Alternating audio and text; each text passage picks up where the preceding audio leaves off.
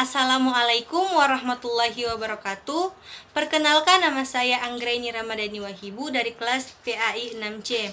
Baiklah, pada kesempatan ini saya akan menjelaskan metode mind mapping. Langsung saja kita masuk pada pengertian mind mapping. Mind mapping atau pemetaan pikiran adalah suatu metode untuk memaksimalkan potensi pikiran manusia dengan menggunakan otak kanan dan otak kiri secara simultan. Metode ini pertama kali dikenalkan pada tahun 1974 oleh Tony Buzan, yaitu seorang ahli pengembangan potensi manusia dari Inggris.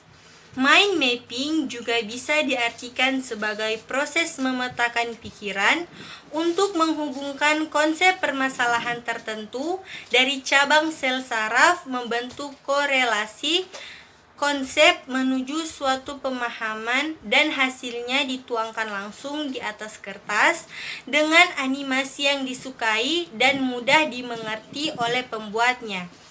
Sehingga tulisan yang dihasilkan merupakan gambaran secara langsung kerja koneksi di dalam otak.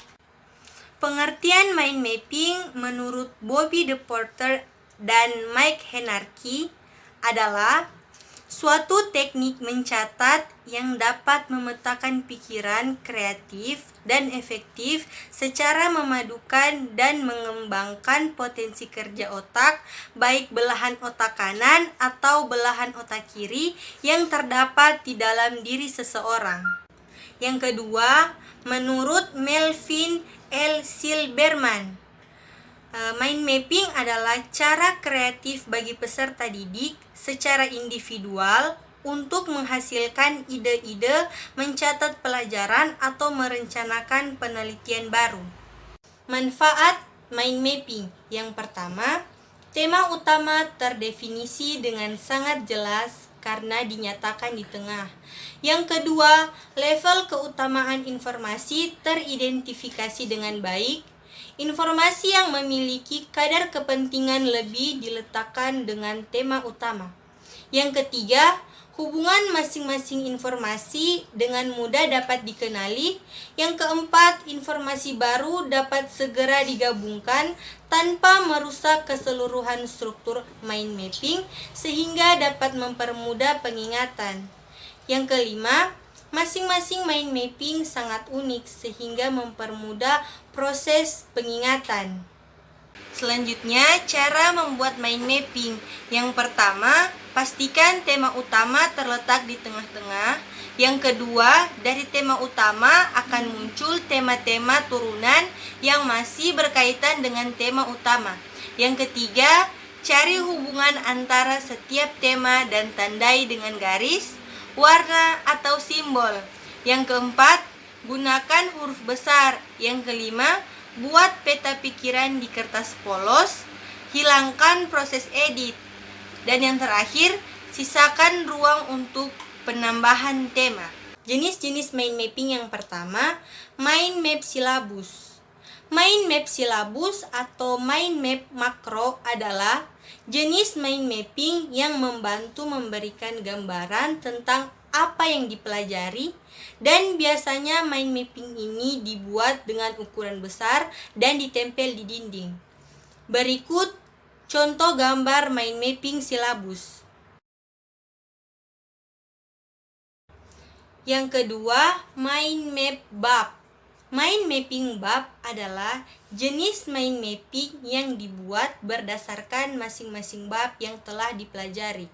Namun, harus diringkas poin penting atau garis besarnya saja untuk mudah mengingatnya. Berikut gambar contoh mind mapping bab. Yang ketiga, mind map paragraf. Mind map paragraf adalah jenis mind mapping yang dapat memberikan informasi secara lengkap karena selain bisa melihat ringkasan setiap bab, bisa juga mengetahui ringkasan penjelasan. Berikut contoh gambar mind map paragraf. Kekurangan dan kelebihan mind mapping. Kelebihan yang pertama, lebih mudah melihat gambar keseluruhan. Yang kedua, membantu otak untuk mengatur, mengingat, membandingkan, dan membuat hubungan. Yang ketiga, mempermudah penambahan informasi baru. Yang keempat, pengkajian ulang dapat dilakukan lebih cepat. Dan yang kelima, setiap peta memiliki sifat yang unik. Kekurangan mind mapping diantaranya yang satu, waktu terbuang untuk mencari kata kunci pengingat karena kata kunci pengingat terpisah oleh jarak. Yang kedua, waktu terbuang untuk menulis kata-kata yang tidak berhubungan dengan ingatan. Dan yang ketiga, waktu terbuang untuk membaca kembali kata-kata yang tidak penting. Sekian dari saya, lebih dan kurangnya saya mohon maaf. Wassalamualaikum warahmatullahi wabarakatuh.